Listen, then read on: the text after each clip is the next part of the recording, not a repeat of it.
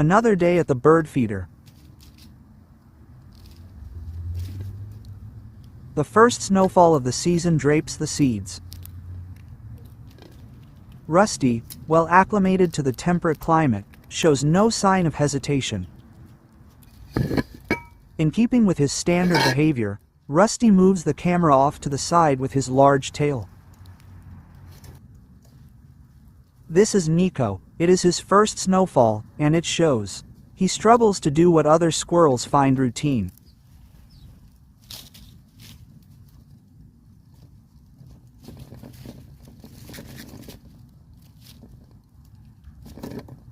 After the squirrels finish, Hazel flies in, but the food does not look appetizing, and she leaves without taking a bite.